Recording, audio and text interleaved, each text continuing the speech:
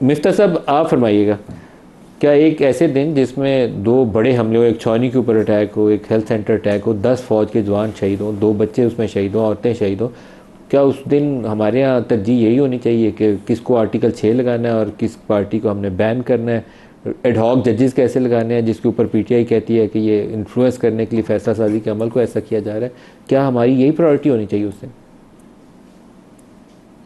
नदीम भाई, एक तो पहले जाहिर है कि इस मुहर्रम के महीने में ये जो शहादतें हुई हैं हमारे बच्चों की, हमारे जवानों की, तो उनके ख़ानदान के लिए, उनकी वालदाओं के लिए, उनके वालदैन के लिए हम सब की ताज़ियत है और खिराज तहसीन है उन बच्चों को जिन्होंने अपनी जानें दी हैं। और हम एक लाख शहादतें दे चुके हैं इस मुख्तलिफ़ ऑपरेशंस में और मुख्तलिफ हमलों में, और अल्लाह करे कि बस हम एक मरतबा को ऐसी जामे मनसूबाबंदी करें कि ये ऑपरेशन आखिरी ऑपरेशन, और उसके बाद जो भी इसका ऑपरेशन का हल हो उसको हम मेंटेन करें, और ये मज़ीद ये तालिबान की दहशतगर्दी और दीगर और दहशतगर्दियाँ पाकिस्तान में ख़त्म हो। पाकिस्तान की मईशत भी आगे नहीं बढ़ सकती अगर इस तरह की मुतवातिर हमले होते रहें पाकिस्तान की इंस्टॉलमेंट्स के ऊपर। तो ये बात आपकी दुरुस्त है कि ये इस वक्त सबसे संजीदा मसला है हमारा, हमारी मईशत हमारा बड़ा संजीदा मसला है। लेकिन जाहिर है कि हमारी हुकूमत जो है उसको इस चीज़ का इदराक नहीं है, क्योंकि वो जैसे शाहिद भाई ने कहा कि वो ख़ुद एक मशकूक मैंडेट पे आई हुई है, तो वो बस होते खा रही है। और आपने देखा कि कल जब अता तारड़ ने ये प्रेस कॉन्फ्रेंस की है, उसके बाद एक यूनिवर्सली कंडेमनेशन हुआ इसका, और मुस्लिम लीग के भी कोई वज़ीर नहीं आए। खुर्रम दस्तगीर को मैं देख रहा था टीवी पे, खुद आके उन्होंने कहा कि मैं इसकी मुखालिफत करता हूँ। कोई भी सीनियर वज़ीर नहीं आया इनका प्रेस कॉन्फ्रेंस में। दानियाल चौधरी साहब को इन्होंने भेजा था, हमारे छोटे साथी थे जो टीवी पे आ सके। और आज मैंने सुना है कि डार साहब ये बात कर रहे थे कि यार अभी तो इत्तेहादियों से बात करनी है और फिर कानून की रोशनी में फैसला होगा। तो आई थिंक हुकूमत has taken a step back. ये डेस्परेशन के अंदर एक फ़ैसला किया इन्होंने। वो कल ख्वाजा आसिफ ने आज इसको जस्टिफाई किया, इस एक्शन को।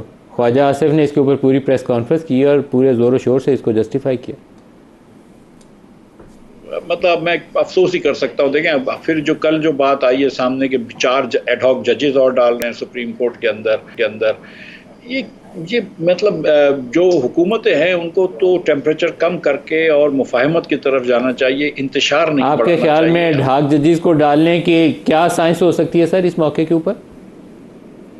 जाहिर है कि आपको ऐसा लग रहा है कि 10 जजेस जो हैं वो कोई भी रिव्यू पिटिशन होगी जो मौजूदा सुप्रीम कोर्ट के अंदर, आपने देखा है कि 11 जजेस का ये फैसला था जो कि जिसने कहा कि कुछ ना कुछ सीटें पीटीआई को ज़्यादा दी जाएं, और 9 जजों ने तो बिल्कुल ये कहा, 8 ने कहा कि तरीक़ा वाज़े कर दिया, और याया अफरीदी साहब ने ईसीपी के ऊपर कह दिया कि आप ये करें। तो एक 9 जजेस तो एक तरफ आपको नज़र आ गए और बाकी जो दीगर जजेस को भी डालें, तो ये बहुत मुश्किल है हुकूमत का कि रिव्यू पिटिशन में भी कोई आगे ले जाए या पीटीआई को बैन भी करे। और अगर आप 4 एडहॉक जजेस डालते हैं, मैंने सुना है कि मकबूल बाकर साहब ने भी इनकार कर दिया इसमें आने से, और अगर 4 जजेस आगे डालते हैं और 11-10 का एक फ़ैसला ले लेते हैं जिसमें चारों एडहॉक जजेस आपके साथ हों और किसी पार्टी को बैन करते हैं, तो दुनिया आपके ऊपर हंसेगी। आपने देख लिया ना कि आज हमने 70 के दिहाई के अंदर जब वली खान साहब की पार्टी को बैन किया था, नैब को, तो फ़ौरन बन गई थी आपके अवामी लीग, पहले बैन करी मार्शल लॉ में, फिर नेशनल अवामी लीग बैन करी, फिर एनडीपी बन गई। इन चीज़ों से फ़ायदा तो कोई नहीं होता। अवामी लीग जो मुस्लिम मुजीबुर रहमान साहब की थी, उसको आपने जब उसका मैंडेट नहीं दिया, उससे भी कोई फ़ायदा नहीं हुआ। पीटीआई ने टीएलपी को बैन किया, आज टीएलपी जो है वो धरना कर रही है।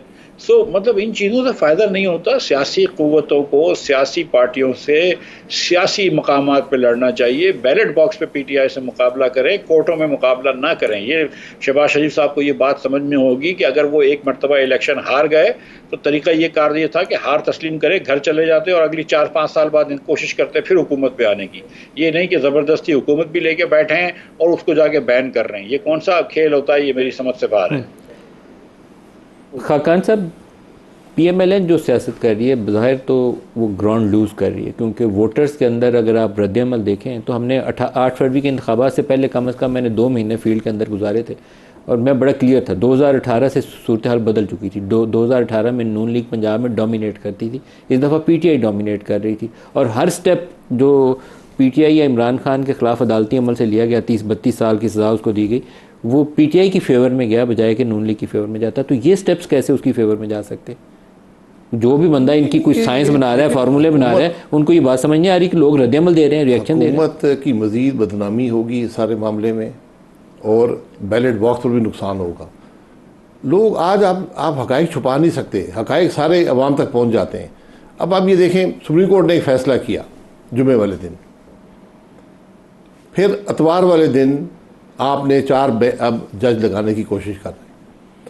इंसाफ के बारे में जब बात होती है, हर शख्स ये कहता है, हर शख्स ये जानता है कि इंसाफ ना सिर्फ होना चाहिए, होता वो नज़र आना चाहिए।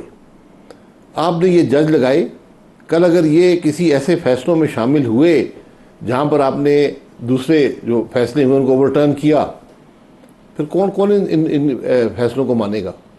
ये तो सुप्रीम कोर्ट ने पहली दफ़ा मेरे ख्याल है बहुत अरसे बाद उन्होंने कुछ हकीकत के मुताबिक, कानून के मुताबिक, आइन के मुताबिक एक फ़ैसला दिया है। आइन के मुताबिक था वो फैसला जो रिजर्व सीट्स पीटीआई को दी गई, आपके ख्याल में वो सही फैसला जो ये अभी फैसला है, जो अभी फैसला दिया? मैं देने की बात जो है उस पर डिबेट आप कर सकते हैं, लेकिन वो भी अक्सरियती फैसला है 8-5 का। लेकिन जो ये बात है कि आप किसी जमात को उसके हक से ज़्यादा सीट नहीं दे सकते, इस पर सब ने इत्तफाक किया। सीटें पीटीआई को मिलनी चाहिए थी। सीटें देखें, ये एक इबाम है ना, आपके आइन में हर बात लिखी नहीं होती, स्पिरिट लिखी होती है। लेकिन जहाँ इबाम हो वहाँ सुप्रीम कोर्ट का फैसला रास्ता दे देता है, तो क्या ये फैसला ठीक है? जी बिल्कुल, उस हवाले से फैसला ठीक है, क्योंकि आपने एक तशरीह कर दी आइन की कि अगर इंडिपेंडेंट सेलेक्ट हो जाते हैं, वो एक जमात में जाना चाहते हैं जिसने कोई लिस्ट नहीं दी हुई, एक पार्लियामेंट्री पार्टी बना लेते हैं, तो उनको सीटें कैसे मिलेंगी? तो उन्होंने कहा कि आप लिस्ट जमा करा दें। लेकिन बिल्कुल ठीक फैसला है, तरीका ये होता है। सुप्रीम कोर्ट के इस फैसले में एक इससे भी बड़ी चीज़ है, जब पीटीआई को उन्होंने इलेक्शन कमीशन ने कहा कि आप सियासी जमात के तौर पर हैं ही नहीं और आपके जो लोग पार्टी टिकट लेकर आए वो सारे इंडिपेंडेंट हैं, उन्होंने उस बुनियादी फैसले को गलत करार दे दिया इलेक्शन कमीशन। उन्होंने ये कहा इसलिए उनको मौका दिया, हमारे फैसले को मिस इंटरप्रेट किया गया। तो वो तो अपने तशरीह कर दी अपने फैसले की भी, लेकिन असल तशरीह उन्होंने आइन की कर दी है कि जब भी इसके बाद, क्योंकि ये पॉसिबिलिटी है कि 20 आदमी इलेक्ट हो जाते हैं, वो एक पार्लिमानी पार्टी बना लेते हैं, एक जमात की जिसने इलेक्शन नहीं लड़ा था या इलेक्शन लड़ा था नाकाम हो गई, उन्होंने लिस्ट जमा नहीं कराई हुई थी, फिर उनको सीटें कैसे मिलेंगी? लिस्ट जमा करानी पड़ेगी। तो हम जो अल्फाज के अंदर माने ढूंढते आइन के, वो नहीं होते। आपको अल्फाज के दरमियान जो स्पेस है, जो तशरीह करनी पड़ती है, ये सुप्रीम कोर्ट का काम होता है, तो सही तशरीह कर दी है। लेकिन ये जो मामला पैदा हो गया ना नए जजेस की अपॉइंटमेंट का, ये पूरे निज़ाम को डिस्टर्ब कर देगा। आप कहते हैं कि नए जजेस की तैनाती से एक नया फसाद पैदा होगा? जी, उसकी टाइमिंग देखिए ना, आपने उससे पहले किया होता तो कोई बात नहीं थी। आप आगे जाकर एक बताते कि आप 17 जज मौजूद हैं, हमें मज़ीद चाहिए, आप करें। आपने उस फैसले के 2 दिन के बाद आपने ये कर दिया, और इससे इबाम पैदा होता है। सुप्रीम कोर्ट ये ऐसे इदारे होते हैं, अदालतें ऐसी इदारा होती है जिस पर किसी को उंगली उठाने का मौका भी नहीं मिलना चाहिए। इमरान, आप तो पत्थर मारने के मौके दे रहे हैं। इमरान के ऊपर अभी एक और मुकदमा भी जो है बहुत संजीदा नौयत का है, जिसके अंदर हुकूमत पंजाब पुलिस ने वो मुकदमा दर्ज किया है, waging war against the state. 9 मई के जो मुकदमा थे, संगीन गद्दारी का मुकदमा, उस पर भी चलाएंगे। जी बिल्कुल, मुकदमे देखें, मुकदमे चलाना हुकूमत की जिम्मेदारी होती है। अगर सबूत हो आप प्रोसिक्यूट करें।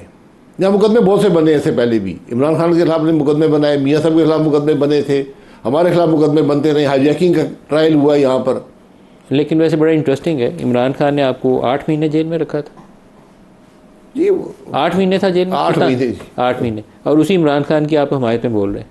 नहीं, मैं हिमायत में उसकी नहीं बोल रहा, मैं कानून के हक़ में बोल रहा हूँ, मैं इस मुल्क की सियासत के हक़ में बोल रहा हूँ, मुल्क के हक़ में बोल रहा हूँ, आइन के हक़ में बोल रहा हूँ कि आप किसी पर झूठे मुकदमे मत बनाएं। ये एक लंबी तारीख है झूठे मुकदमों की। इमरान खान के खिलाफ जितने आपने मुकदमे बनाए सारे ख़त्म कर दिए अदालतों ने, ये हकीकत है ना। लेकिन आपको और मिफ्ता को दोनों को अंदर किया था उसने, और अब शहजाद अकबर कहता है वो झूठा मुकदमा था। सर अंदर किया था, अंदर जज भी वहाँ बैठे हुए थे, वहाँ चेयरमैन नैब भी बैठा हुआ था, इमरान खान साहब क्रेडिट लेते थे मैंने अंदर कर दिया। सर वो बातें छोड़ें, वो हमने बर्दाश्त कर लिया ना। लेकिन इसका ये मतलब नहीं है कि आप झूठे मुकदमे बनाएं किसी पर। Waging war against the state, Punjab police को 1 साल बाद ख्याल आया कि वेजिंग वॉर हुई है। अगर शहादत है तो पहले दिन मुकदमा बनाना चाहिए था। चलिए आज भी शहादत है तो बिल्कुल बनाएं, मैं उसके हक़ में हूँ। मैंने पहले दिन कहा था कि आप मे 9 का एक सानिया है, अगर इस मुल्क के अवाम अपनी फ़ौज की तनसीबात पर हमलावर हो, ये बहुत बड़ा सानिया होता है। दुरुस्त है तो आपने प्रोसिक्यूट क्यों नहीं किया? और बहुत सारे ऐसे एक्शन अभी भी हो रहे हैं जिससे 15 महीने होने लगे, फासला पैदा करने की कोशिश की जा 15 रही है। महीने होने लगे, आपने प्रोसिक्यूट क्यों नहीं हमारे किया? फैसला साजों को कुछ स्ट्रेटजी पर गौर करना चाहिए।